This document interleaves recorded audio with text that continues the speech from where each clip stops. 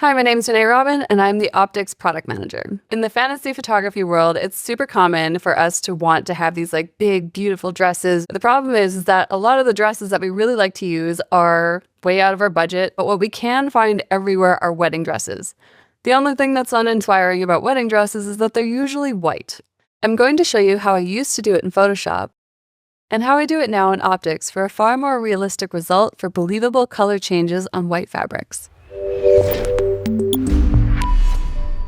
So we have our image here, and what I want to do is I want to make sure that I have the dress selected ahead of time. So I've done that already, so we don't have to go through the really boring process of cutting these things out.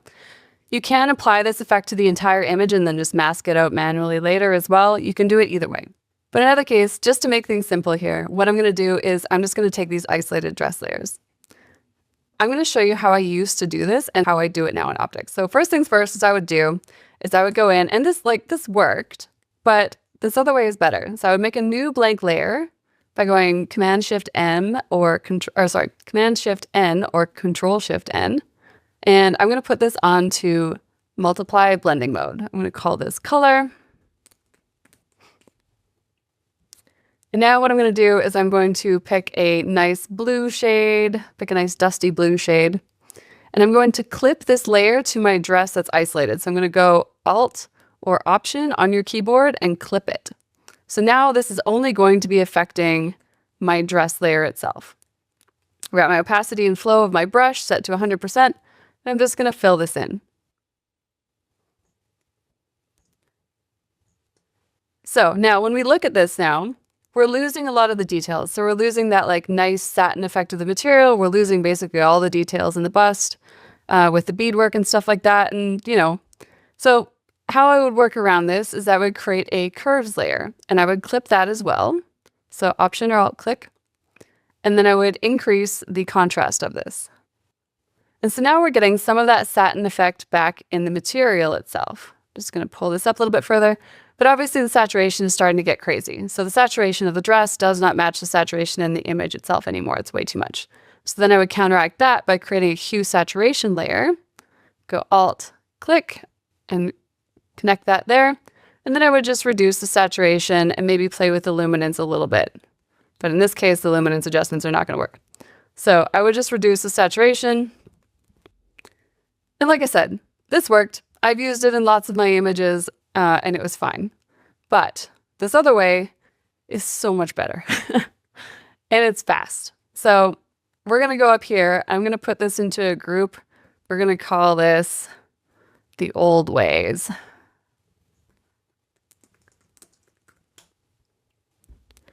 Now I'm going to go to my isolated dress copy here. We are going to right click this and convert this to a smart object. And this is really important because this means that we can go back and forth into Optics if we change our mind.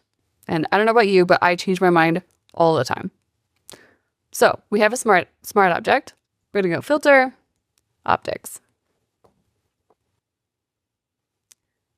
Do we want to apply previous filters and masks? I'm going to say absolutely not, because I don't even remember what image I was working on before this, so it's not going to fly. We're going to go to the Color tab. Now, a heads up, I am working in the Advanced Workspace mode. So if you want to see that, you go here. This is the default workspace. And this is the Advanced Workspace. I also have my window. I have the Filters gallery turned on. I just like this. It feels more comfortable to what I'm used to in Photoshop. I just like it more, and that's it. But the tools are the same. So we're going to go to the Color slider here. We're going to go to High Contrast. And so basically, how high the contrast we pick is going to determine how saturated or how bright the colors are going to be. I'm going to pick High Contrast 5, and then I'm going to create a new layer. Now I'm going to go into Grads and Tints. And admittedly, almost all the tools in Grads and Tints, these are going to work, right? So there isn't really a wrong choice. The really important step is the high contrast step first, at least for this dress. So I'm going to go to photographic. I really like photographic. I'm going to pick myself a nice light blue. Now, where this is important is we have the preserve highlights slider. This is so important. So preserve highlights and a little bit of exposure compensation is going to look really, really nice on this. Now, what we can do is we can just select this color layer here, this color picker, And I can just like reduce the saturation a little bit, make it look a little bit more of that like dusty blue that I was looking for. So I'm gonna hit OK. Now for extra saturation, and this is totally optional, I'm gonna go add layer, and I'm gonna go into gels, and I'm gonna pick another blue. Again, I'm going to select that kind of shadowy, dusty blue that I liked, and then we're gonna hit preserve highlights and exposure compensation. So I'm going to turn the exposure compensation up here just a little bit. This is where we're at. So we did high contrast, photographic, and gels, and preserve highlights and exposure compensation, super important. We're going to hit apply. Ta-da! Look at that magical dress. So if we compare this to before, right? So this looks like I've painted on a color onto a dress now when I compare them back and forth. This is after. This is so beautiful. I would not know that this dress had been changed color. The other thing that we can do from here is now that we have a color in our dress, we can just create a hue saturation layer, clip it to the dress, and then just play with the hue. So let's say we want it to be a little bit more saturated, something like so. So when I compare the before and after, this is so much more pleasing. I'm absolutely in love with this. This looks so good. Now, the other thing that's hard to do is changing the colors on backgrounds on white environments. In this case here, the white environment has a bunch of texture in it. So I have my background selection up here. I'm going to convert this to a smart object. I'm going to go filter, optics. Apply previous filters and masks. I'm going to say no. So what's different in this case is I don't necessarily want to use the high contrast background because I'm not looking to darken the image. I like the luminance of the image already. I want it to feel bright. So I could play with turning on high contrast 1, maybe, but that would probably be as far as I would take it. I'm going to create a new layer. We're going to go into grads and tints. I'm going to grab some photographic, and let's just grab like a nice orange. And we're going to do preserve highlights and a little bit of exposure compensation. So this is really, really pretty. I think it's really nice. I'm going to just hit apply. I think it'll balance out the blue in the dress really well. So there we go. And we have that beautiful effect.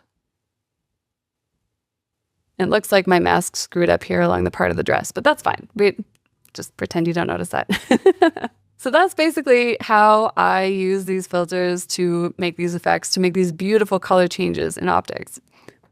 Now I want to show you a more complicated image.